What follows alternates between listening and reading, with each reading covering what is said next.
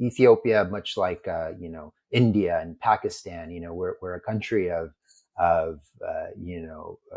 poor young masses, right? And so give them a computer and kind of some objective, and we'll get there.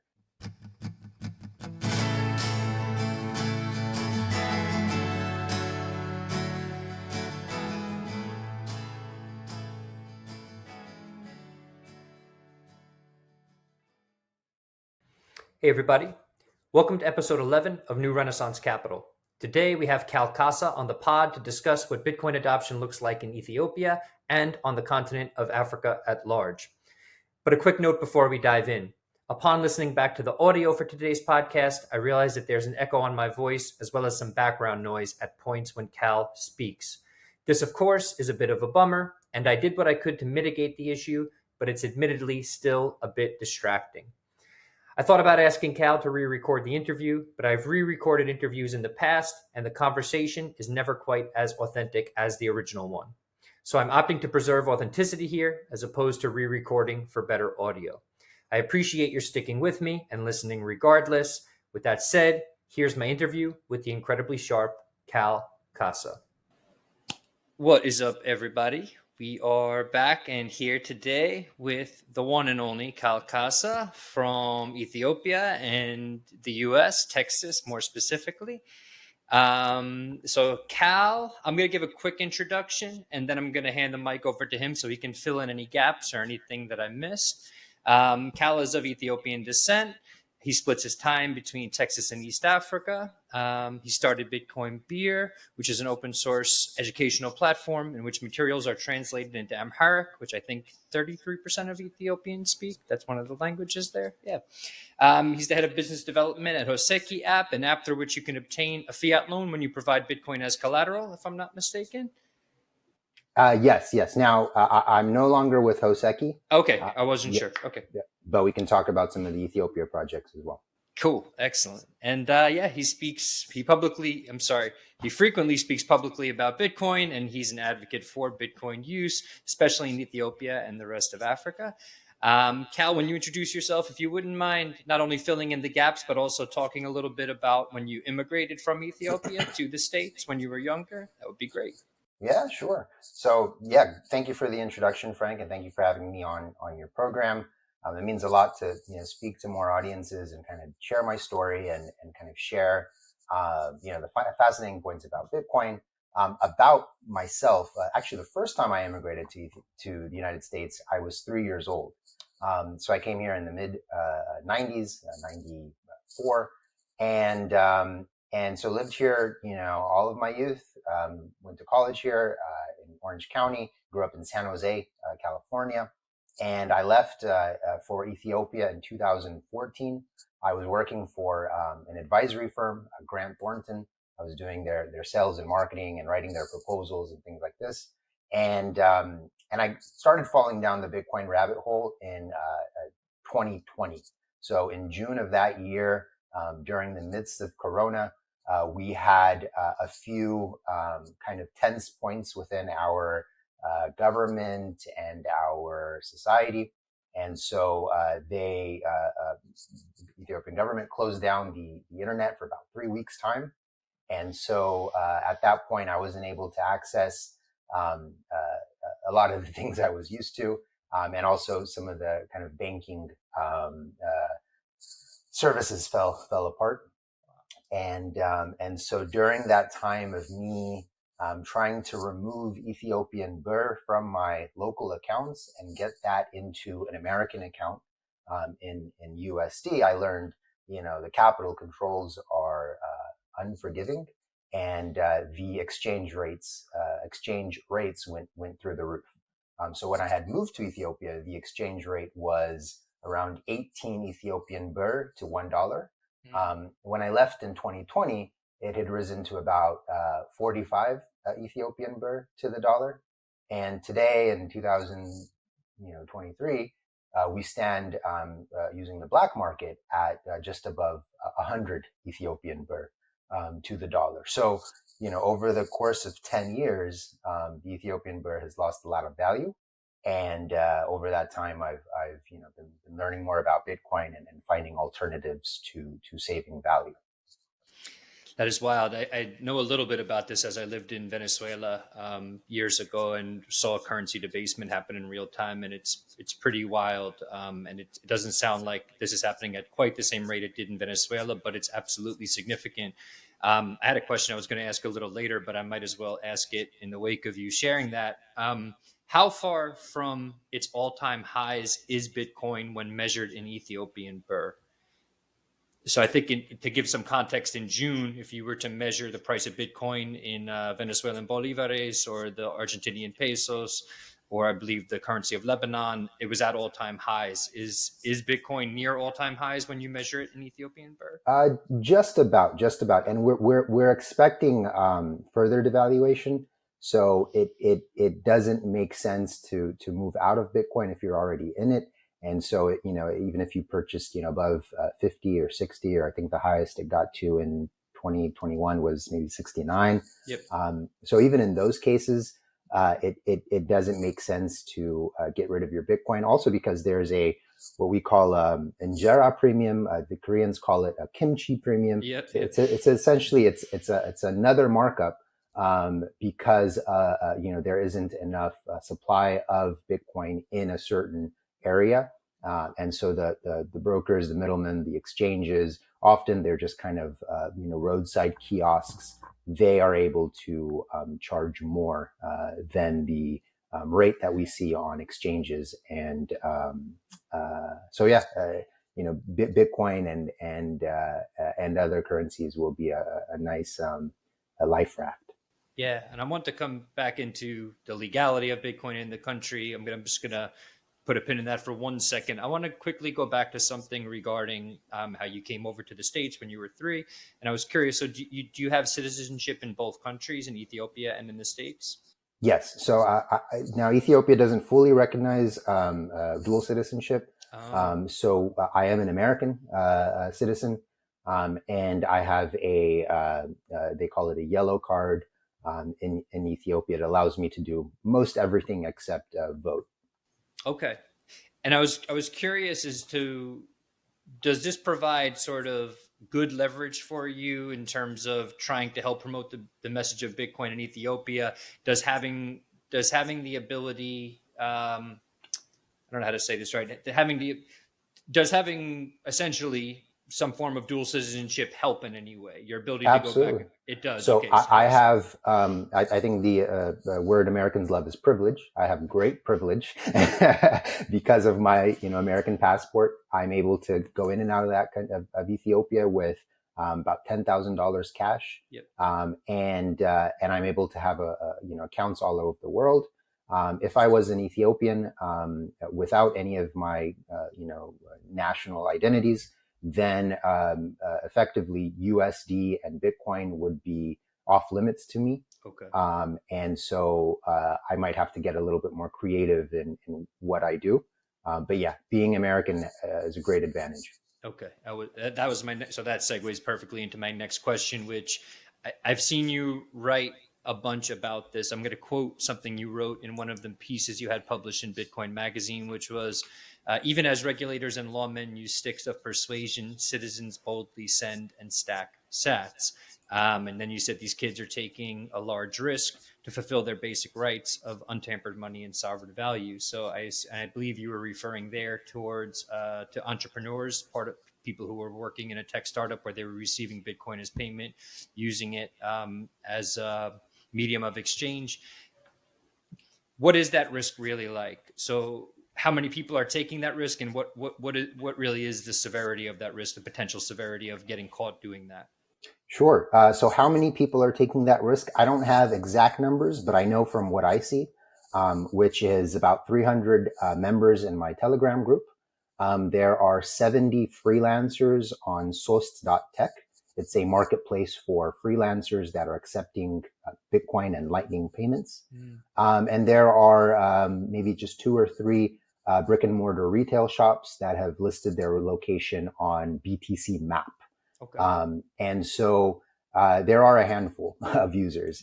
And what would happen, again, I'm not very sure. This is still a new area. I'm not sure if the government wants to get into, prosecuting and things like that. So there haven't really been any precedents other than what the National Bank of Ethiopia has said, which is, look, this is not legal tender. And so any risks that you're taking are beyond that which we can cover. And I think what the risks might be, we can maybe look at risks related to the US dollar and having dollars in Ethiopia, and kind of the taboos around that. So a few years ago, my brother was caught with my brother in Addis Ababa in Ethiopia, had $20 US dollars in his pocket, and he is not an American citizen, and he was jailed for about 4 days, right?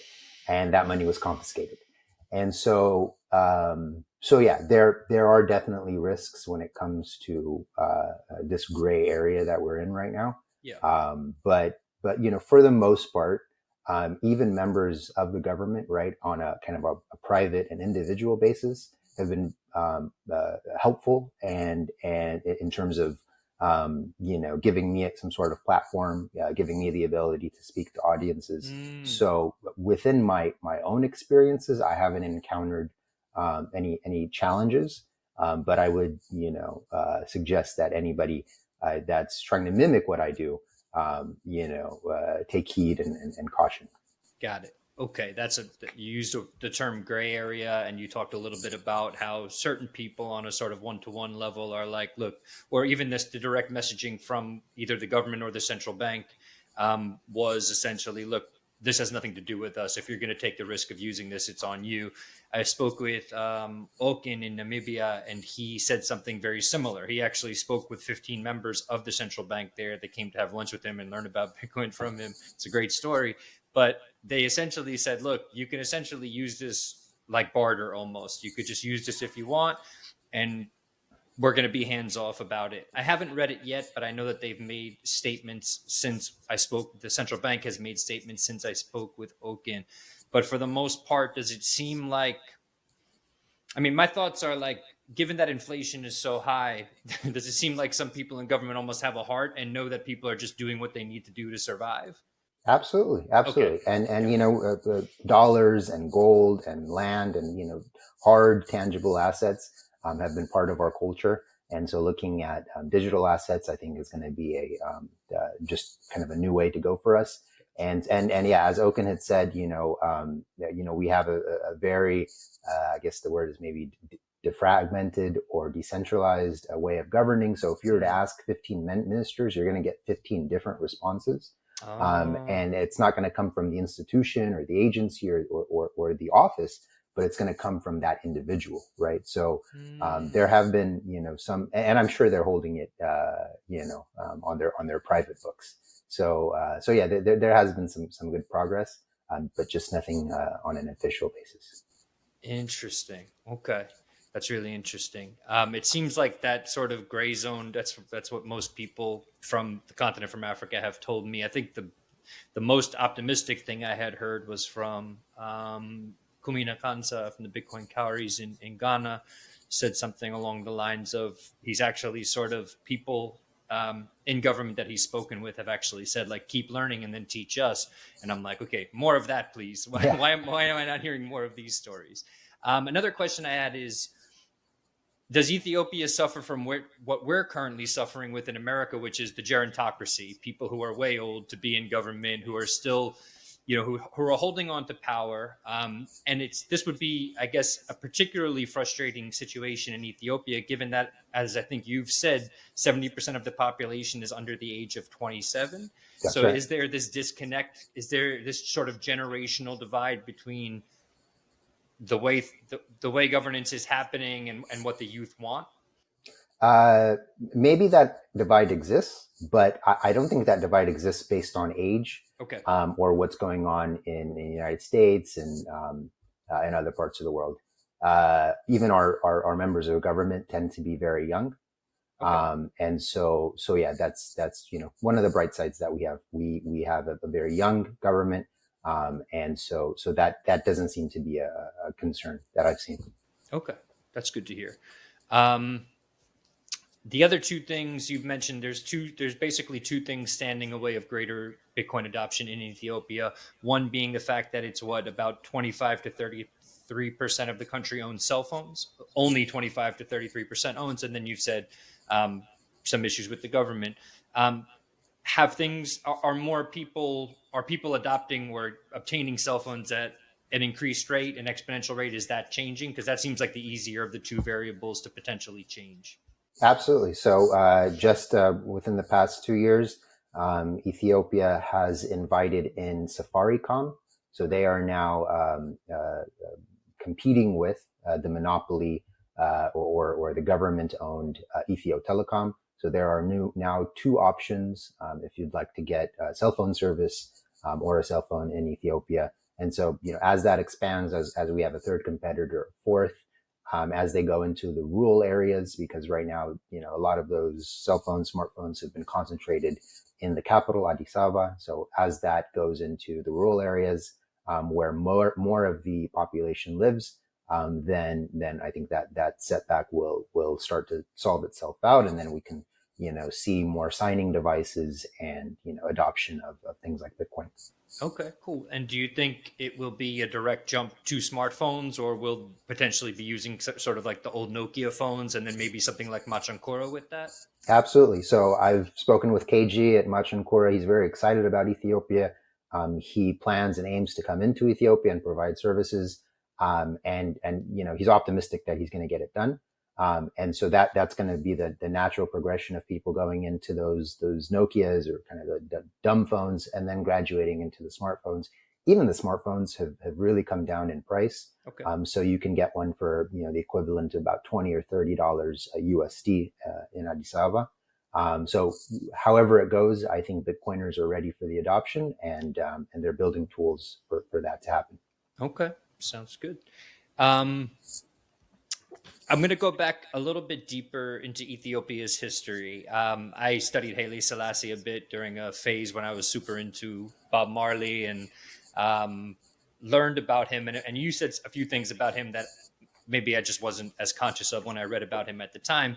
But he talked a lot about the importance of sovereignty. And obviously, this sort of works hand in hand with the philosophy behind Bitcoin, individual sovereignty.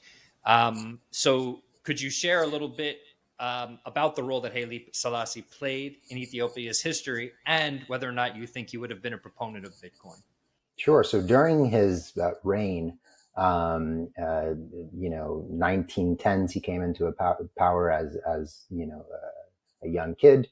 1930s, it became solidified that he was royal, and then 1974 was the ultimate demise, where the communist powers came in.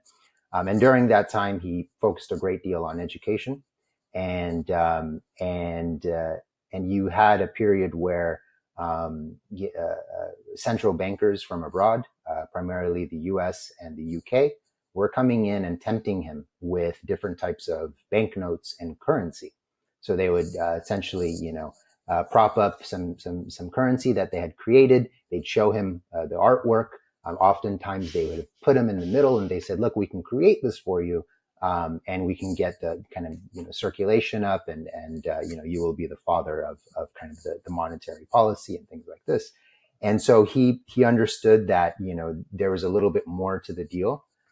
He did not accept the deal, and what he instead did was create his own central banks. So there was always a little bit of let's say kind of a salesman approach to, let's get Ethiopia under our wings. Let's control their currency and their spending. And he was very much on, okay, we're a sovereign country. I think we can do this on our own.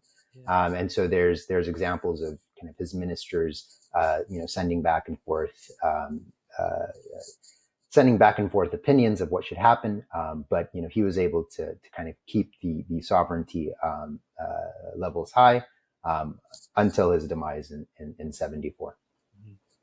And do you think he would have been a fan of Bitcoin, or more a fan of having his own central bank the way that he did it, something that sovereign on a national level, but something that he still had control over? I have no idea what you would have I was liked. just curious. Yeah, I've heard Sevadin Amos of the Bitcoin Standard Yep.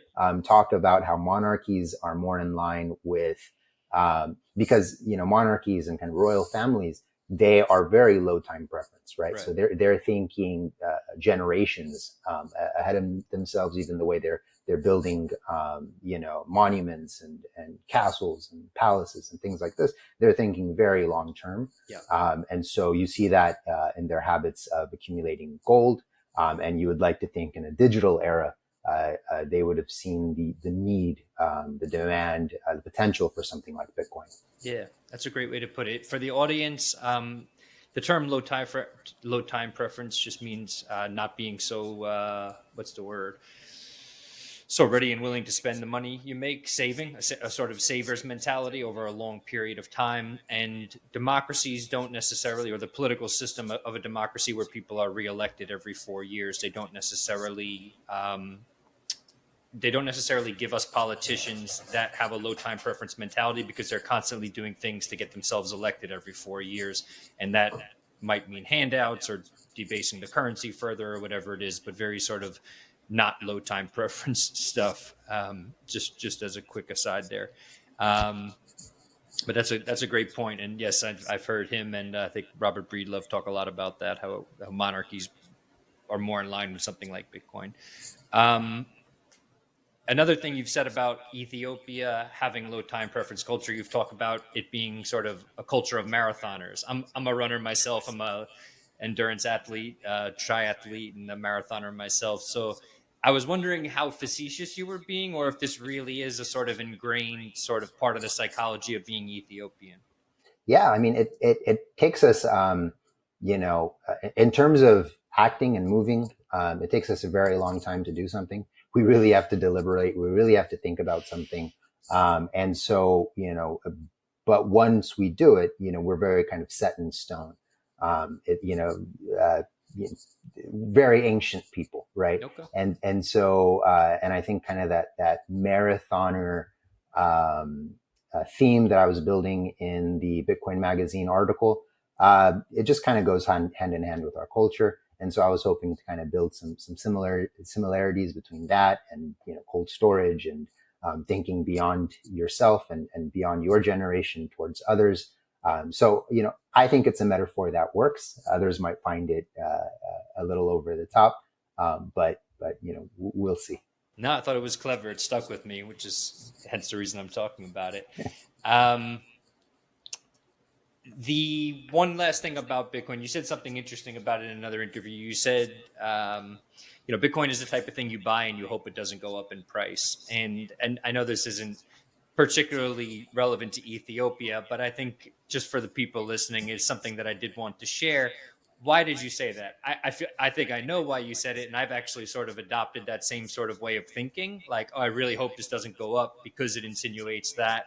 And I'll hand it off to you. Yeah, I think it was the gold adage. You buy a little bit of gold and you hope it doesn't go up, right? Because the what that signals is that there's problems elsewhere in your economy, that there's maybe too much spending, or worse. So I think that adage is good for me. It helps me build a good, let's say, foundation as I'm stacking sats. That there will be volatility one way or another, and that this is a completely new asset class. It's a completely new invention. It's novel on so many regards, and the best way to look at it, especially because I'm still in my working years. I'm in my early 30s. I have a lot more to go, and so the idea is this thing may explode in value. But that's not really going to mean, that might not be a great thing, right?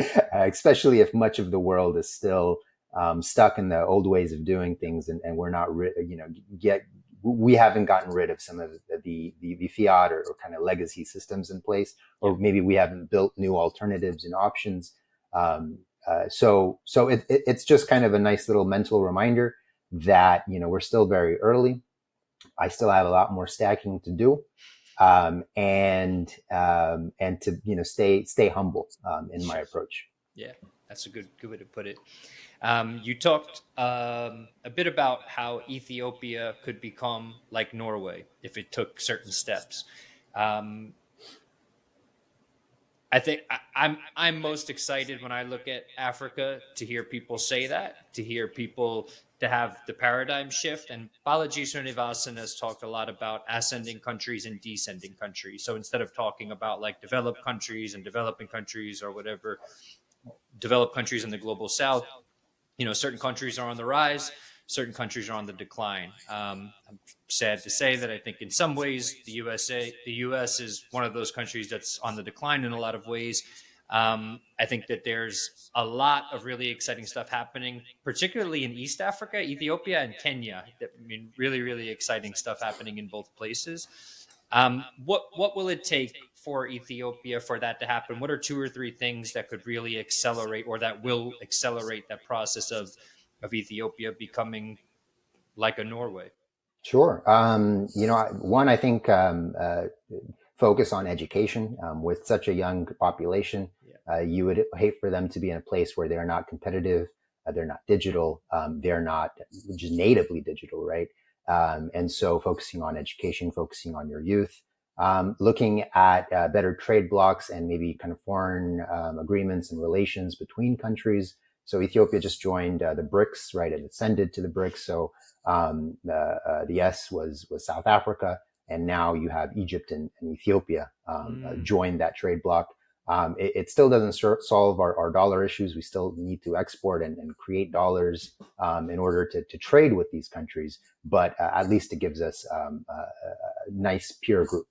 From there, I think it would be, I think maybe just those 2 things. If we were able to fully concentrate and do those 2 things well, then we can, work our way into ascending and not descending.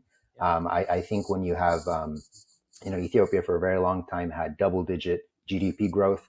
Even after Corona, we came back and we're now at 6 or 8%. So our year over year, we're growing quite fast. If you go to the capital cities, there a lot of construction and development happening. So I think we are there is a lot of potential, but perhaps if I would add a third, there seems to be a lot of let's say ethnic tension within the country, and so if we were to find a way to quell that, to solve that, then we can have better chapters ahead. Okay, that's interesting. That's good to hear. And if one day Ethiopia were to go on a Bitcoin standard, I know all the positives, but I try to sort of look at both sides of things. What do you think could potentially be drawbacks of having more of a deflationary currency? We obviously know what the drawbacks of an inflationary currency are, but do you think that there would be any potential issues with having Bitcoin become the only tender? Let's put it that way. I really don't. I've been subscribing to the kind of the Austrian message, and it's something I can get behind.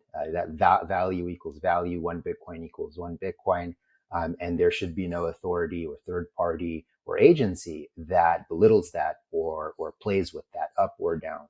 And so we've tried it the other way for a century. We've seen what happens historically to leading currencies, to world reserves, right? Whether it's the British or the Portuguese or today the United States dollar. I think having a Bitcoin standard would be, light years ahead of where we are now. Yeah, that's great. Yep, I agree. One last question. You did a really cool piece for Bitcoin where you sort of went Bitcoin Magazine, where you went through each quarter of 2022 and highlighted some of the exciting things that were happening in Africa. What has you most excited? If you can get over the bias of maybe what's happening in Ethiopia, but on the continent, what gets you most excited right now?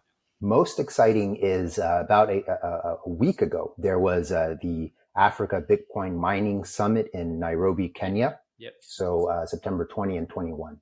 And he had all the Bitcoin miners arrive and talk about, latest and greatest. And one of the news items I heard from a Bitmain the ASICs provider, the Bitmain representative out of China, was that they are looking to supply Ethiopia with 500 megawatts of Bitcoin hardware, right? Wow. So I don't know if I fully believe that number. He might just be a very optimistic salesperson. But what I've heard is that 10 megawatts will be online soon. Okay. So anywhere between 10 to 500 megawatts, right? It's a very big deal for a country like Ethiopia. I know one of the projects coming out of Ethiopia is QRB Labs. It's being led by Nemo Samrat. He has a long background in Bitcoin and data servers and things like this. And so, that facility will be using the national grid, which is, of course, hooked up to our renewable energy, right? The Grand Ethiopian Renaissance Dam, which has a total of 6,000 megawatts. I believe about 10% of that is operational today.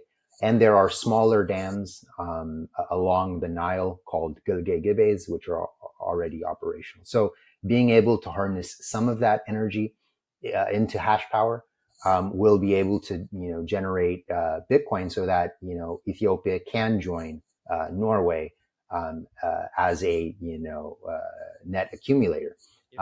And so I'm really excited for that project. I'm really excited for Sost.tech, which is the remote work marketplace I told you about. I think it's a nice little, it's a nice sidestep to kind of the laws and kind of the muddled area on how to transact and exchange into Bitcoin, because I might not necessarily open up a kiosk or a location in Ethiopia tomorrow, but I can have some Ethiopians work for me, right? Build some HTML code and run some websites and build some graphic designs. I can do that overnight. I know I can get them at a discount to talent abroad, right? In the West. And so I can, and almost immediately start sending Bitcoin to Ethiopia. And so I think that's a kind of a great way to adopt. And if I can talk about others, I mean, Kala, which just rebranded to Bitcoin Builders. They're teaching African developers how to run Bitcoin and understand the intricacies of Bitcoin. And so as I see more products come out of, I think they're on the third cohort of classes. So there have been some good projects. And so just me supporting those and seeing what happens with that, I think will be a nice year going forward. Yeah, that's great. Does Ethiopia have a big tech culture? Like, are there a lot of developers to draw from when it comes to getting them involved with a program like this? Absolutely. Great developers. We have some great universities, private universities, even out of high school. You see the kids, coming in with kind of great talent. And Ethiopia, much like, India and Pakistan, we're a country of poor young masses, right? And so give them a computer and kind of some objective and we'll get there. And so having that kind of I think they call it the grateful immigrant mindset, right? If you're a diaspora, making sure that you're teaching the kids back home what you're doing, so that they can have a leg up, I think is going to be a great way forward. Yeah, that's amazing. That's really cool. Do you have a background developing or doing coding or anything? Okay.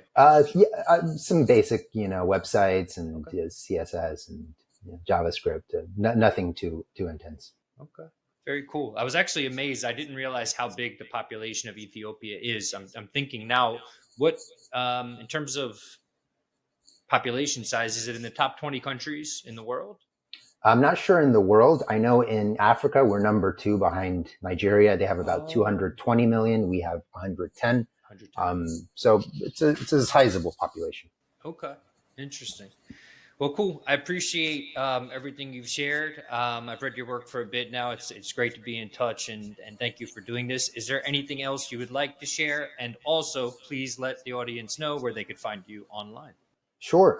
Just that, thank you for kind of your optimism and, all the questions and requests I get through DM and whatnot. If I haven't responded to anyone, just please try again. I'm sure you'll reach me somehow. If you're looking for, some links to my work or some of the projects I'm proud of, Bitcoin Birr, we have a Twitter, we have a Telegram. I put up everything on GitHub. So, look into Bitcoin Birr. I'll be in Ethiopia next week. I think I get there Wednesday. So I'll be there for about 3 months, just giving different classes and lectures. So if you'd like to have me in your home or office, shoot me a DM and I'll bring a Jade wallet and we'll have some fun. Cool. Nice. Yeah. And will you be at the African Bitcoin conference this year in Ghana? No plans to go there yet, but I know I have until December to decide. So yeah, maybe I will. Are you going? I saw you working on some visas. Yeah, I will be there. Yeah, I hopefully we'll get it on October 2nd. It was a little bit of back and forth, but yeah, I'm excited. I used to live in Ghana, and so it was actually that's how I connected with Kumi from Bitcoin Cowries. One day he posted that he was teaching in the region that I used to teach in, and I was like, I hadn't seen the words Volta region and Bitcoin together. And I was like, okay, I have to talk to this guy and see what he's doing. He's a super inspirational figure. So yeah, I'm excited to go back. Last year, I couldn't go for a few different reasons, but I had the worst FOMO listening to people talk about it. It sounded like a great event. Were you there last year? I was not. I was not. Everything that came out of it, it just seemed like such an intimate thing. I think it wasn't more than 800 people. Everyone there seemed super involved. I don't know, everything that came out of it seemed great. So this year I made it a point to do it and to get my paperwork done early. So it should be That's fun. awesome. Yeah. That's awesome. But anyway, we'll leave it there. Kal, thank you so much for doing this again. I hope to meet you in person. And yes, we appreciate your time and we'll be in touch. Thank you. Thank you so much, Frank. My All pleasure. right. Take it easy.